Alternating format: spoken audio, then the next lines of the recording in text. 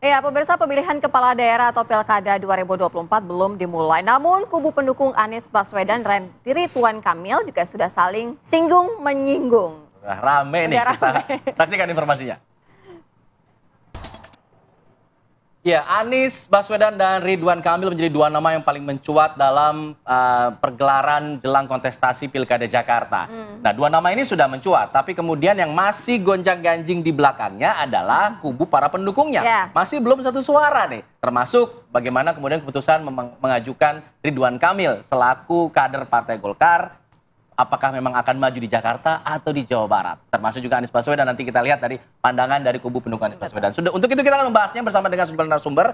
Yang sudah hadir di sini ada, kita mulai dari Bang Khairul Umam. Assalamualaikum Bang Khairul Umam. Waalaikumsalam Mas Alfat, Mbak Zira. Ada Bang Ahmad Riza Patria, politikus Partai Gerindra, yang juga sempat menjabat sebagai wakil gubernur. Nah, ini Bang Riza, selamat pagi. Waalaikumsalam. Dan ada yang paling heboh juga pada hari ini ada Bang Idrus Marham, politikus Partai Golkar. Selamat pagi, Bang Idrus. Bang Idrus. Assalamualaikum Waalaikumsalam warahmatullahi wabarakatuh. Bang Idrus boleh duduknya agak munduran? Gantengnya kelewatan soalnya. Ini memang Iya. ya. Nah, kita akan bahas nih untuk perbincangan pada pagi hari ini, Bang Idrus. Yang kami dengar ini kan belum sampai putusan nih untuk kemudian Ridwan Kamil maju Jakarta atau Jawa Barat. Kabarnya Golkar lebih kepengennya Ridwan Kamil maju di Jawa Barat. Ya. Apa nih kemudian yang menjadi pertimbangan agar kemudian Ridwan Kamil ini maju di Jawa Barat atau di Jakarta? Gimana Bang dari Golkar? Jadi yang pertama memang dalam proses penentuan siapa yang akan diusung oleh Partai Golkar itu dari dua alur ya, alur bawah dan alur atas. Jadi alur bawah itu memang seperti yang disampaikan oleh Wakil Ketua Umum DPP Partai Golkar Saudara Doli Kurnia bahwa ada aspirasi dari bawah. Tetapi ini semua juga perlu kita cek melalui survei dan itulah sebabnya DPP Partai Golkar yang minggu lalu untuk menentukan ini perlu ada cek kembali bagaimana hasil survei yang ada. Oke. Nah, tetapi sebenarnya kalau kita ingin mencoba, saya ingin mempertegas kembali bahwa Partai Golkar itu selalu berpikir berdasarkan suatu konstruksi pemikiran yang mendasar. Oke, Jadi itu harus faktual, harus rasional, dan harus betul-betul untuk kepentingan rakyat dan bangsa ke Jadi depan. apa yang paling rasional apa buat Nah, RK? dalam rangka itu kan sebenarnya begini, Partai Golkar sejak awal bergabung dalam satu koalisi Indonesia Maju. Memang Partai Golkar pada waktu itu sudah mencanangkan tri sukses. Sukses pencalonan, Ya. Prabowo Gibran, meskipun Partai Golkar pada waktu itu telah menetapkan Ketua Umum Airlangga Hartarto sebagai calon presiden wapres, Ya. tetapi untuk kepentingan bersama, Golkar perlu sukses ini. Rasionalnya Oke. itu. Ya itu. Nah, kemudian yang kedua adalah sukses ke pemenangan. Ini pun Partai Golkar sudah melakukan bahwa faktanya Prabowo Gibran menang 58% sekian dan mengalahkan yang lain, dan peran Partai Golkar sangat signifikan berdasarkan hasil survei. 75% pendukung Partai Golkar mendukung Prabowo Gibran. Nah, yang ketiga ini nih yang jadi persoalan. Apa itu? Bagaimana sukses kepemimpinan ke depan? Saya ingin mengatakan ini ada apa namanya dukun politiknya Mas Hairul. Saya katakan begini Mas Hairul. Jadi sistem presidensial multi partai itu memang membawa konsekuensi yang macam-macam, termasuk kekuasaan berbagi secara horizontal, berbagi. Jadi meskipun Prabowo jadi terpilih sebagai presiden, tetapi menteri-menteri ini kan banyak ini kan terbagi. Nah, tetapi secara vertikal juga ke bawah, ini juga terbagi. Presidennya bisa Gerindra, di beberapa provinsi yang jadi gubernur ya dari Golkar, dari PDIP, dari mana-mana, ini kan jadi persoalan. Belum lagi ketika kita bicara bagaimana di kabupaten kota. Ini terbagi lagi, jadi ini 3 tingkatan, padahal mestinya efektivitas sebuah pemerintahan sistem presidensial mestinya dikontrol. Nah, dikontrol itu bukan hanya sekadar kekuasaan, tetapi visi misi harus dikondisikan sedemikian rupa sehingga bisa berjalan ke bawah, tidak ada hambatan-hambatan. Bagaimana misalkan seorang bupati, wali kota yang ingin mencoba menerapkan program-program yang dihadapkan pada 3 hal. Pertama adalah visi misi presiden yang menjadi pemimpin di atas, Yang kedua adalah bagaimana ideologi visi misi partai yang mengusungnya yang berbeda dengan presiden. Dan yang paling penting lagi adalah bagaimana realitas kebutuhan rakyat yang ada. Nah di sini nih persoalannya. Artinya kalau misalnya artinya kalau misalnya dari ketiga aspek tadi, dari persoalan pemerintahan, kemudian itu, aspek dari masyarakat, Golkar itu ada dua hal. Bagaimana agar supaya ini konsolidasi Kim, yaitu sampai ke bawah. Itu supaya dengan demikian dapat dipastikan bahwa pilkada ke depan ini lebih banyak dimenangkan oleh Kim. Nah, karena itu konsolidasi harus efektif, produktif, fungsional produktif.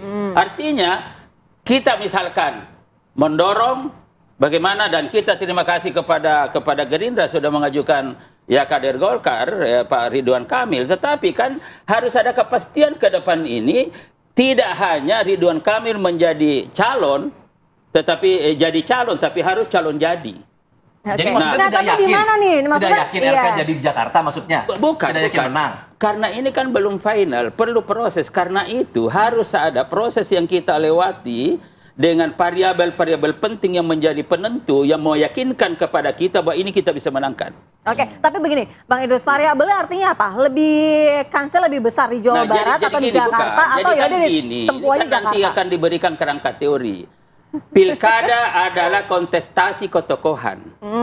Karena itu kemarin kan juga sudah mengangkat dari TV One, itu adalah perang bintang. Nah, bagaimana bintang ini supaya tetap gemerlap ada di sini, jangan sampai nanti malah redup. Nah, agar supaya gemerlap dan itu menjadi dasar untuk meyakinkan kita untuk memenangkan, maka bagaimanapun Kim harus solid, instrumen-instrumen harus lebih fungsional produktif, sehingga dengan demikian ya kita juga meyakini, meyakini oleh Gerindra bahwa mengusulkan Ridwan Kamil bukan semata-mata hanya karena wakil ketua umum Partai Golkar, tetapi karena memang Ridwan Kamil dalam istilah marketing adalah sellable. Ya, jadi ini pikiran-pikiran, apalagi memang Jakarta ini perlu pemimpin bintang.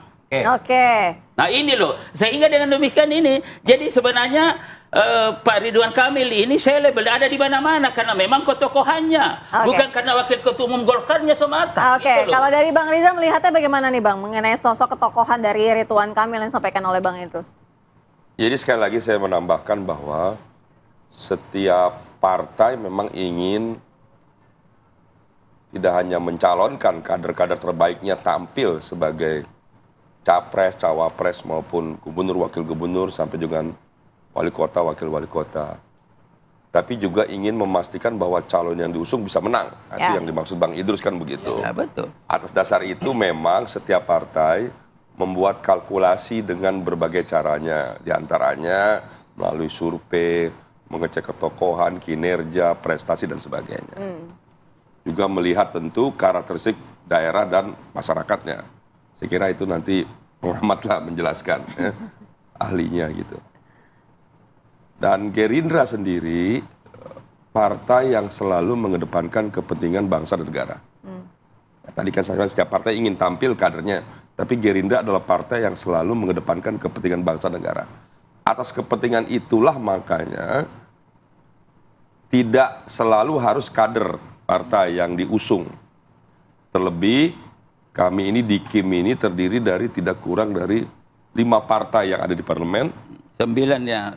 Dan 4 partai non parlemen. Berarti ada 9 partai. Itu artinya bahwa karena setiap pilkada hanya 2 calon, yaitu calon kepala daerah dan calon wakil kepala daerah, tentu ada 7 partai yang belum mendapat kesempatan di setiap daerah kan begitu.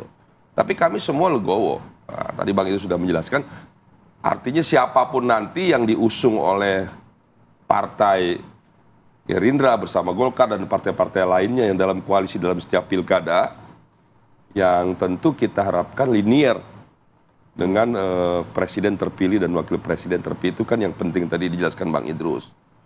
Jadi kami melihat siapa kira-kira di antara calon-calon yang ada. Kebetulan kami dari Gerindra, Prof. Dasko sudah menyampaikan di antaranya adalah yang kami sampaikan adalah Kang Emil. yang bisa ikut dalam kontestasi di Jakarta. Alasannya apa sih Bang milih Kang Emil ini? Ya alasannya sederhana saja, Kang Emil ini kan sudah pernah 1 periode menjadi wali kota, kota Bandung. 5 tahun ya 1 periode, kemudian 5 tahun sebagai gubernur di Jawa Barat, berarti 10 tahun di daerah. Ini kan lebih potensial Jawa Barat begitu, kenapa Dan Jakarta, kemudian misalnya? Kang Emil ini kan punya prestasi yang baik. Dan mohon maaf, orang Jawa Barat itu di Jakarta itu termasuk yang terbesar kedua populasinya. Kemudian Kang Emil juga cukup dikenal luas oleh masyarakat Jakarta, terlebih Jawa Barat dengan Jakarta ini kan ya Beririsan lah. dekat sekali, beririsan dia, berdampingan dia, bukan beririsan lagi ya. Jadi juga sama-sama mantan gubernur bersama Mas Anies, ya. Jadi kami melihat bahwa Kang Emil punya kesempatan, punya potensi, dan punya kemampuan luar biasa. Bisa menang di Jakarta. Tentu kami menghormati Kang Emil pribadi, yang tentu juga punya pilihan dan akan menentukan. Dan kami hormati Partai Golkar, Bang Idrus, yang sudah merekomendasikan Kang Emil di 2 daerah, Jawa Barat dan di DKI Jakarta. DKI Jakarta. Penugasan. Dan kami juga menghormati Partai Golkar sampai hari ini masih terus melakukan kalkulasi dengan berbagai cara, diantaranya masih melakukan survei yang kedua kali dan sebagainya. Kami hormati. Namun Partai Gerindra melihat bahwa ini calon yang baiklah kira-kira Jakarta. Jadi ya kita biasa saja. Jadi tidak bermaksud mengintervensi Partai Golkar, tidak bermaksud mendahului Partai Golkar. Tapi ini semua untuk kepentingan yang lebih baik. Kami mengusung Kang Emil untuk di DKI Jakarta. Insya Allah nanti bisa menang di Jakarta. 2012 kami mengusung Jokowi Ahok menang. 2017 Gerindra juga bersama PKS mengusung Anies Sandi menang. Insya Allah nanti siapapun nanti Kang Emil bersama siapapun insya Allah bisa menang di Jakarta. Mas Umam, kalau kita sudah dengarkan kan semuanya pasti finish line-nya adalah menang gitu ya. Bisa dipastikan menang telak lah paling tidak gitu ya kalau misalnya dalam pembahasan gitu. Nah ini artinya bagaimana gitu kans antara keduanya gitu, Anies dengan Ridwan Kamil, siapa yang lebih berpeluang gitu? Kalau bagi ingat kan banyak juga yang menyatakan bahwa Anies gitu karena memang sudah pegang Jakarta. Nah sementara Ridwan Kamil itu besar di Jawa Barat. Tapi dijawabnya nanti ya Mas Umam. Usai jeda kami segera kembali. Iya, pembicaraan off air-nya juga tidak kalah seru ya. Kita lanjutkan ke Mas Umam. Mas Umam, kalau kita melihat kalkulasi dari Anies dengan Ridwan Kamil, kira-kira siapa yang punya kans yang jauh lebih besar untuk memenangkan Jakarta? Iya, memang tidak mudah untuk menerkam. Karena bagaimanapun juga per hari ini distribusi kekuatannya masih cukup tersebar, merata. Kalau misal kita cermati, bagaimanapun juga Mas Anies menjadi entitas yang cukup diperhitungkan. Dia incumbent, memang kemarin di Pilpres tidak menjadi pemenang, tetapi gap suara antara Pak Prabowo dengan Mas Anies relatif tidak jauh. Artinya bahwa basis pemilih loyal dari Anies Baswedan di level DKI Jakarta memiliki kekuatan yang patut untuk diperhitungkan. Nah, tetapi di sisi yang sama, Mas Anies relatif belum menunjukkan kemampuan untuk mengkonsolidasikan basis kekuatan politik yang bisa kemudian melampaui 20% threshold.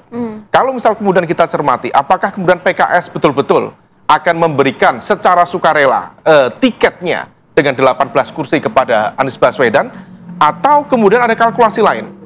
Sementara di PKB sifatnya masih aspiratif, Nasdem juga kita tidak tahu ini arahnya kemana. Nah di sisi yang lain, kalau misal tadi mencermati statement dari Bang Idrus, kemudian Pak Ariza, besar kemungkinan kekuatan dari pemenang di Pilpres yang lalu, yaitu Koalisi Indonesia Maju, akan betul-betul all out untuk melakukan segala cara dengan segala justifikasi. Tadi yang disampaikan Bang Idrus clear itu. Intinya bahwa pemimpin yang akan datang, let's say Prabowo Gibran, tidak akan memberikan ruang bagi siapapun yang berpotensi menjadi kompetitor politik di kepemimpinan yang akan datang untuk kemudian mendapatkan panggung besar secara politik, secara apapun ya. Nah, maka besar kemungkinan Koalisi Indonesia Maju di Pilkada DKI Jakarta akan melakukan segala sesuatu. Nah, nama Ridwan Kamil tampaknya dianggap menjadi cukup promising, cukup menjanjikan, karena satu, secara track record, memang tadi disampaikan Bang Ariza, cukup memadai sebagai representasi dari kekuatan politik pemerintahan daerah. 2 kali berpengalaman. tidak memiliki basis conflicting ideologies. Kalau misal kemudian dari sisi kelompok nasionalis, kelompok Islam, Pak Ridwan Kamil relatif bisa membypass itu. Tidak ada resistensi signifikan. Yang ketiga, kalau misal kita cermati dari sisi demografi, tadi disampaikan Bang Ariza, nomor 1 di DKI Jakarta itu masyarakat Jawa, itu sekitar 35%. Kemudian disusul masyarakat Betawi, itu di angka sekitar 27%. Kemudian yang nomor 3 itu masyarakat dari Sunda. Masyarakat Sunda itu ada di angka sekitar 15%. Kalau misal kemudian ini bergabung menjadi satu, maka ditambah ya dengan infrastruktur jaringan pemenangan politik yang memadai, let's say dari Partai Gerindra, kemudian Golkar, kemudian Demokrat, kemudian PAN, maka ini akan terkumpul sebuah kekuatan yang cukup masif. Ditambah, ini dinamika perkembangannya.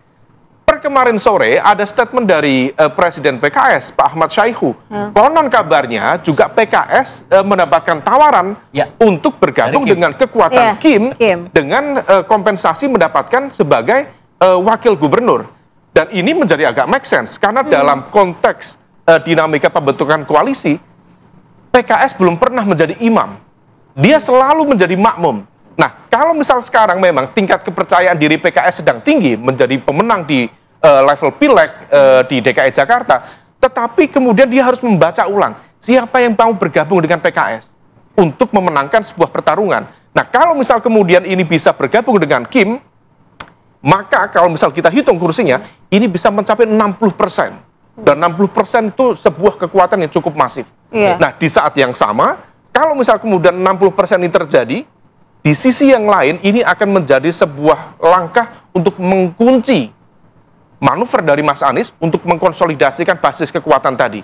Memang ada satu kekuatan yang kita perhitungkan, dan dia selalu menjadi imam dalam konteks pembentukan koalisi di DKI Jakarta, yaitu PDIP. Tetapi per hari ini PDIP tidak memiliki golden ticket untuk mencalonkan 20%, dan di saat yang sama ada conflicting ideologies dalam konteks cara pandang, kemudian posisi politik, dan ini tidak mudah. Nah, inilah yang kemudian kalau misal ditanya kansnya lebih mana, kalau misal kemudian dua-duanya mampu mengkonsolidasikan kekuatan, ini akan menjadi sebuah benturan yang luar biasa. Pertarungan luar biasa. Tetapi catatan besarnya, di sisi Pak Ridwan Kamil, kalau misal kemudian betul-betul diajukan, maka Kim ini relatif jauh lebih solid untuk membentuk instrumen kekuatan politik. Di sisi yang lain, per hari ini belum ada tanda-tanda yang cukup signifikan dari sisi misalnya Mas Anies untuk mengkonsolidasikan kekuatan-kekuatan politik tadi. Nah, ini yang kemudian perlu kita cermati lebih lanjut, tetapi praktis saya yakin 1 bulan ke depan sudah clear kalau Mas posisinya. Umam bilang di Kim ini lebih solid, tapi kenapa kemudian yang kita dengar di sini, Golkar sepertinya masih belum 100% untuk mendukung penuh Ridwan Kamil di Jakarta. Apa yang menjadi pertimbangan Golkar dan juga Gerindra dalam hal ini? Masih ada sepertinya keraguan-keraguan gitu ya? Keraguan seperti itu. Memang batas antara solid dan sulit itu agak tipis. Tapi bagaimanapun juga, Golkar tentu berhitung betul. Karena kalau misal kemudian bisa mencoba untuk mempertaruhkan bagian dari kekuatan di DKI Jakarta, maka ada satu sisi yang lain yang harus dikorbankan, yaitu konsolidasi di level Jawa Barat. Dan Jawa Barat itu tidak mudah. Karena Jawa Barat, dan satu hal Mas Alfat, komposisi pemenang di Pilkada 2024 ini akan memiliki fungsi yang sangat strategik dalam pemenangan di Pilpres dan juga Pileg 2029 yang akan datang. Karena dari sisi timing ini dilakukan pada bulan November. Nah, berarti di Pilkada yang akan datang akan dilakukan di bulan November 2029. Ini yang harus dihitung betul, salah satunya oleh Golkar. Kalau misal kemudian Kang Ridwan Kamil digeser ke Jakarta, basis konsolidasi, basis pemilih loyal yang kemarin dilakukan 5 tahun, ini akan menjadi tercerai-berai dan menjadi pasar terbuka bagi seluruh kekuatan yang ada di Jawa Barat untuk mencaplok-caplok kekuatan itu. Tetapi kalau misal kemudian barangkali ya Golkar sudah menyiapkan skenario dengan segala konsekuensinya, maka barangkali akan ada kesiapan. Di saat yang sama tampaknya Golkar ini kan isinya gajah-gajah ini, kekuatan-kekuatan besar, dengan segala kesaktian. Ada yang harus tarung jarak dekat, ada yang katanya bisa tenaga dalam ya, pakai remote itu bisa terkontrol semuanya. Nah, ini tidak mudah karena bagaimanapun juga ada sejumlah kekuatan kalau kita cermati di dalam internal Golkar yang juga memiliki ambisi untuk maju di DKI Jakarta. Dan Jakarta tetap Jakarta, meskipun status ibu kota berpindah ke IKN Nusantara, tetapi center of gravity dalam konteks politik, dalam konteks ekonomi bagi Indonesia tetap Jakarta. Oke, Bang Idrus menanggapi apa yang disampaikan. Jadi saya kira memang saya sudah katakan tadi bahwa ada 3 pertimbangan utama mengapa Golkar sampai pada hari ini belum menyampaikan. Yang pertama memang proses.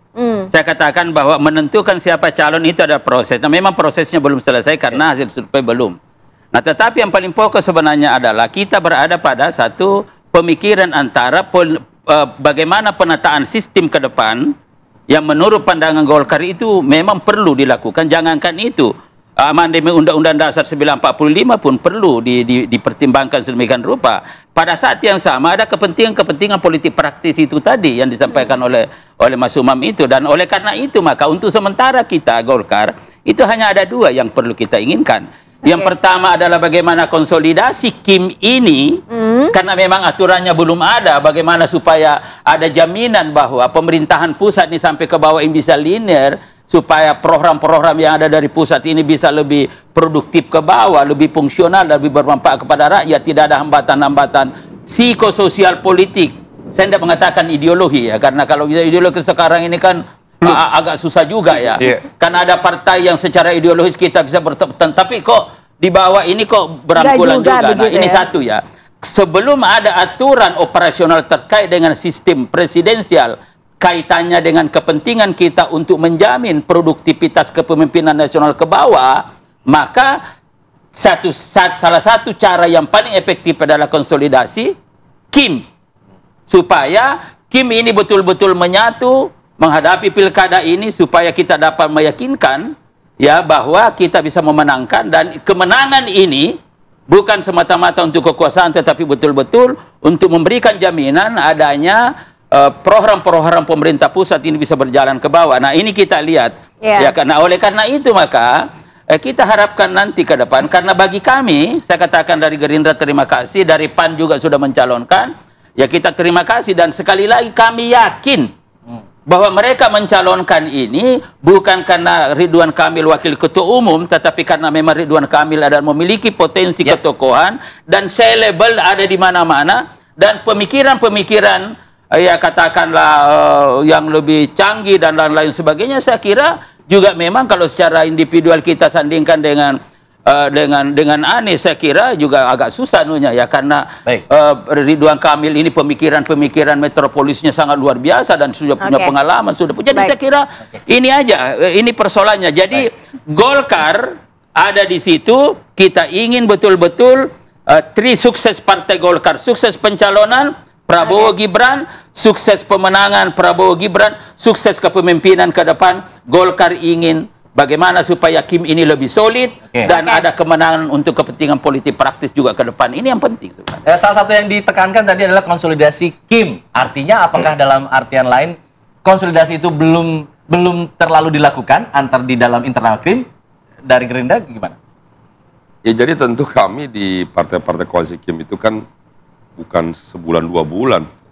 Beberapa tahun sebelum Pilpres itu kan tidak hanya sama-sama punya kesamaan pandang, kesamaan visi, mencalonkan, mengusung, mengkampanyekan, memenangkan Prabowo Gibran. Itu kan pertemuan sangat intens sekali. Nah, terkait pilkada juga demikian ya. Sekalipun tidak semua pilkada tentu dibahas satu-satu ya. Tapi ke depan akan seperti itu. Nanti ke depan kami yakin KIM ini sering ketemu para pimpinan, dibahas di level ketua umum, mungkin di level kedua ya. Sejauh ini di level karena kan dibahas itu kan banyak sekali nih.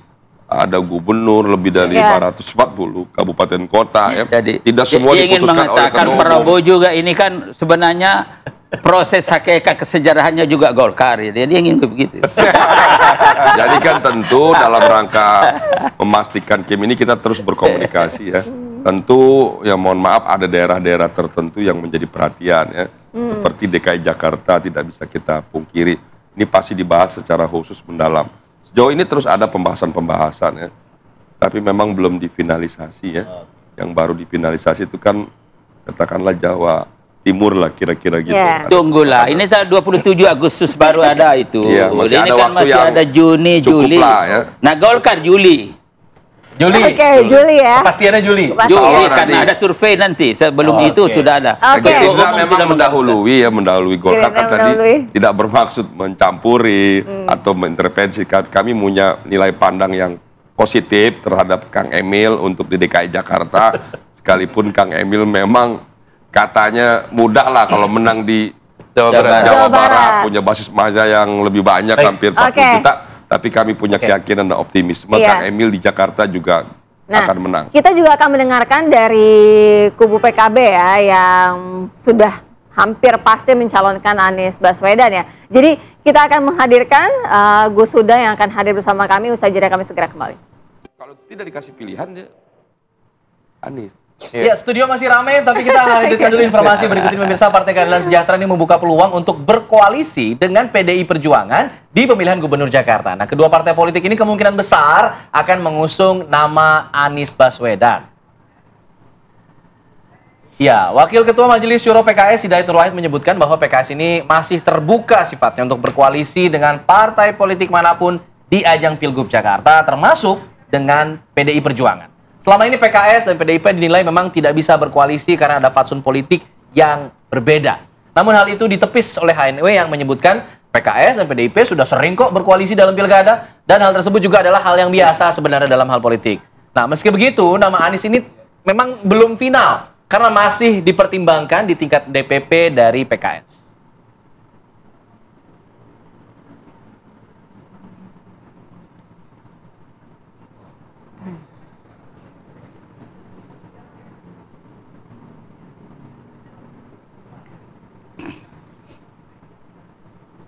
Ya, saat ini juga Wakil Sekjen DPP PKB sudah bergabung bersama kami, Saiful Huda. Gus Huda, assalamualaikum. Salam, Mas Tori. Oke, baik. Gus Huda, ini tadi pembicaranya sudah sangat seru begitu. Artinya dari kubu Ridwan Kamil meyakini bisa lah bersaing dengan Anies Baswedan. Kalau secara hitung-hitungan dari PKB sendiri, bagaimana kans dari Anies Baswedan, Gus? Ya, kalau melihat dari segi hasil survei, setahu saya ya, dari beberapa simulasi hasil survei memang Mas Anies masih di atas, melampaui beberapa figur yang lain. Tentu memang tidak cukup bagi Mas Anies hanya bermodal elektabilitas tinggi. Salah satu yang menjadi penentu yang lain adalah potensi bagaimana meramu terkait dengan siapa yang bisa mendampingi Mas Anies. Nah, terkait dengan ini, hampir pasti Mas Anies tidak bisa sepenuhnya menentukan siapa yang akan mendampinginya, karena itu kelihatannya sepenuhnya menjadi ruang kewenangan, ruang kompromi partai-partai pengusung. Nah, terkait dengan ini, kami juga ingin menginformasikan bahwa di level PKB juga belum final ya terhadap Mas Anies, karena tahapannya masih agak panjang. Kemarin baru di level DPW PKB DKJ, Daerah Khusus Jakarta, yang merekomendasikan mengusung Mas Anies. Setelah itu kami di Despilkada DPP baru menerima surat ajuan rekomendasi yang nanti baru akan kami proses. Ada tahapan uji kelayatan dan kepatutan, kemudian ada fase penugasan, kemudian survei, dan kemudian memastikan bisa memenuhi ambang batas 20%. Kalau itu belum, ya memang kami juga belum bisa memutuskan. Jadi baru setelah itu memastikan apakah Mas Anies atau tidak. Nah, ambang batas tersebut yang kemudian menjadi persoalan juga. Tadi sempat diperbincangkan. Kalau Pak Anies memang secara elektoral, elektabilitasnya cukup baik di Jakarta. Tapi kemudian ia diragukan untuk kemampuan melakukan konsolidasi partai-partai pengusungnya. Sampai sejauh ini masih ada seperti yang mengganjal di PKS yang sehingga belum bisa memutuskan untuk bergabung 100% mendukung Anies. Lalu di Nasdem juga kita belum final lah seperti itu. Apalagi di PDIP sempat ada omongan-omongan, tapi kemudian ini masih ada pertentangan ideologi antar partai pendukung. Nah, ini bagaimana kemudian PKB menyikapi hal ini? Ya memang tidak mudah. Karena konfigurasi pilkada DKI tidak serumit irisan politiknya dengan pilkada-pilkada yang lain. Nah, pada konteks itu saya kira saya membayangkan sampai 1,5 bulan sampai bahkan menuju 27 Agustus di mana waktu pendaftaran semua baca kada, saya kira pasti akan terus dinamis, dan itu yang akan mewarnai pilkada DKI. Mungkin saya membayangkan paling ujung dari hampir 540-an kabupaten kota dan ditambah provinsi, kelihatannya DKI yang paling akhir kelihatannya. Iya, gue sudah artinya begini, kalau misalnya hingga saat ini dari PKB belum final gitu akan mengusung dari Anies Baswedan karena ada kalkulasi-kalkulasi nantinya yang masih terus dihitung-hitung begitu ya. Artinya ada tidak nama-nama yang paling tidak juga sempat diutarakan dari internal PKB atau pembahasan PKB yang merupakan juga sosok yang kuat?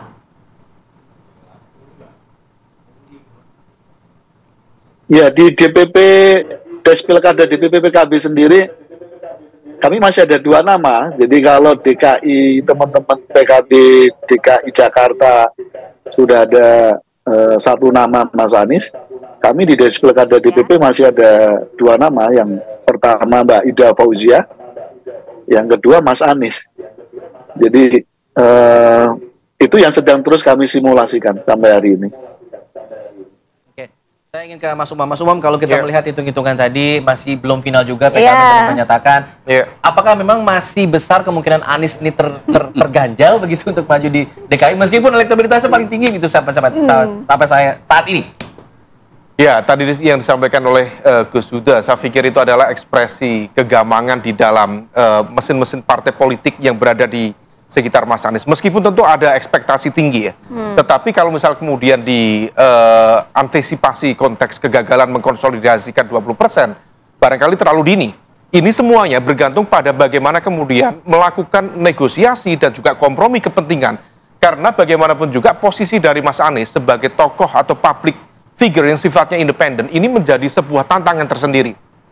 Karena dalam proses negosiasi itu harus clear siapa mendapatkan apa, posisinya apa. Kalau tadi dalam teorinya Bang Idrus, kalau distribusi secara politik termasuk kesejahteraan dalam konteks pertarungan politik tidak merata, maka kemudian akan terjadi faksi-faksi atau dalam konteks ini benturan kepentingan. Nah, koalisi itu memiliki rumus yang sama. Kalau misal kemudian tidak terdistribusi secara merata, maka kemudian ini akan menjadi tantangan terbentuknya koalisi. Kalau misal Mas Anies maju, siapa yang kemudian menjadi cawagup? Apakah dari PKS? Apakah dari PDIP?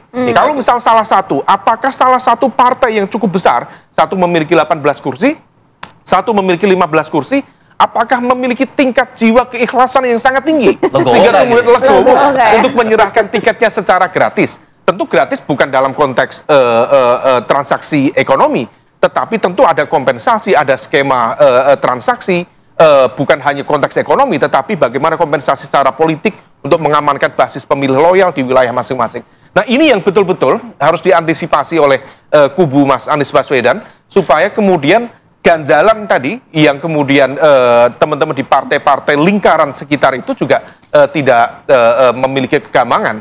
Nah, maka PDIP ini ditunggu betul, baik oleh teman maupun oleh lawan, arahnya mau kemana. Dan juga PKS. Dan PKS, kalau misal kemudian tadi betul, statement dari, ada tadi Pak HNW menyatakan sikap ya, untuk bersiap berkonsolidasi dengan PDIP, tapi per hari ini tanda-tandanya belum terlihat. indikatornya belum terlihat. Bahkan tim komunikasi di antara dua kekuatan juga tidak menunjukkan indikasi yang sudah mengalami titik pertemuan visi. Nah, kalau misal kemudian tawaran dari Kim diterima dan itu dijadikan sebagai sebuah media untuk negosiasi dan juga kompromi untuk masuk di pemerintahan baru, maka ini akan menjadi sebuah ganjalan yang sangat serius bagi Mas Anies Baswedan untuk maju dalam kontestasi di Pilkada DKI yang akan datang. Tapi wallahu alam bisawab, kita lihat perkembangannya. Iya, perkembangan politik ke depan ya. Kalau dari Bang Riza sendiri melihat, tadi kan juga kita sudah mendengar gitu ya, kalau misal dari kubu PKB juga belum hampir final. Nah, artinya ini juga mungkin salah satu yang dipilih Gerindra yang seperti Bang Idrus katakan linear dengan pemerintahan, yang meyakini bahwa Ridwan Kamil ini juga merupakan sosok yang bisa mewakili. Di politik kita ini ya, kita boleh berbeda pilihan dalam Pilpres. Tapi ketika pemerintahan baru terbentuk, hampir semua partai ingin mengambil bagian dalam pemerintahan baru. Sekalipun pasangan capres-cawapresnya tidak menang. Jadi partai-partai yang mengusung di 01, mohon maaf juga mungkin di 03, karena yang menang sekarang 02 ya punya keinginan tentu bisa bergabung di pemerintahan bersama dengan Prabowo Gibran ya. Sehingga ketika ada pilihan-pilihan di pilkada itu harus dikalkulasi betul. Jangan sampai pilihan-pilihan pilkada itu justru menjauhkan harapan keinginan dari partai-partai tersebut untuk dapat bergabung dalam koalisi pemerintahan. Ini harus kode keras lebih lanjut ini. Kode keras ya. Harus dihitung. Saya kira kita orang politik mengerti. Dan itu juga yang menjadi pertimbangan teman-teman sehingga ketika mengusung pasangan calon di pilkada untuk daerah-daerah tertentu tentu ya, daerah tertentu termasuk Jakarta menjadi perhatian ya, sehingga tidak ingin cepat-cepat memutuskan. Kalau teman-teman Golkar tidak ingin cepat-cepat memutuskan, itu alasannya bukan karena tidak bergabung di pemerintahan, sudah menjadi bagian, akan ikut berjuang bersama. Itu pilihannya karena antara Jawa Barat sama DKI, mana yang lebih menguntungkan itu ya, lebih bagi kepentingan Golkar dan kepentingan Kang Emil kan begitu. Yang disampaikan tapi ketika bagi partai lain yang kebetulan tidak bergabung di Kim, tentu hitungannya berbeda. Nanti biar pengawas tentukan. Saya mengawali saja, tidak ingin mendahului. Ini sekedar meluruskan satu ya. Jadi baik partai dari 1, 3 lalu ada 2 sebenarnya memiliki kepentingan yang sama untuk kepentingan rakyat ke depan. Jadi bukan bahwa mau bergabung atau tidak, tapi ada kepentingan yang sama, ada visi yang sama bahwa dengan sistem yang ada ini memungkinkan kita bersama-sama dengan tradisi politik kita, dengan nilai-nilai dasar kekeluargaan, kegotong royongan memungkinkan, sehingga kalau partai-partai tadinya berbeda di Pilpres itu ada kepentingan yang sama gitu loh. Jangan sampai nanti juga ada satu opini ganjal atau tidak ganjal. Ini bahasanya dengan Gerindra. Jadi tidak ada ganjal mengganjal, apalagi partai Gerindra partai yang sangat bijaksana lah dipimpin Pak Prabowo. Kemudian justru kita ingin mengajak, bayangkan Pak Prabowo itu mengajak semua partai untuk bersama-sama membangun bangsa. Karena itu jangan ada satu lagi, sebab ini masalah yang kita ini sekarang rawan suasana kebatinan. Jangan terkesan bahwa mereka itu karena mau ini maka ini tidak boleh. Jadi saya kira ini yang perlu, tetapi ada visi yang sama untuk Indonesia ke depan bagaimana agar supaya saya ingin menegaskan sekali lagi bahwa Partai Golkar hari ini ada 2 pada kepentingan. Kepentingan pertama adalah kepentingan bagaimana sukses kepemimpinan Prabowo Gibran, dan ini harus linear. Untuk linear ini maka Kim harus solid, produktif. Tapi sisi yang sama Golkar ingin menang, kader-kadernya yang terbaik seperti Ridwan Kamil ini juga memang di mana-mana bisa yang disampaikan oleh Bang Ariza, Bang Idrus itu bukan statement tapi political warning. Jadi peringatan untuk partai yang sudah dan juga Nasdem dan lain sebagainya. Silakan partai yang di luar Kim nih, silakan Bang. Udah terakhir kesimpulannya, singkat saja. Saya kira address dari Bang Patria itu ke Bang Idrus itu, bukan ke PKB itu. Jadi dari PKB santai saja ya. Jadi kita dukung nih PKB bergabung dengan pemerintah. PKB sudah ada tawaran tuntas dulu. PKB menunggu tuntas dulu konsolidasi Kim. Yang kelihatannya masih ada perbedaan yang cukup tajam ya. Dan saya kira kalau itu sudah selesai, memastikan apakah Kang Emil jadi maju ke DKI atau tidak, Nah, kira-kira baru nanti ngobrol ke partai yang baru mau gabung ke pemerintahan ini.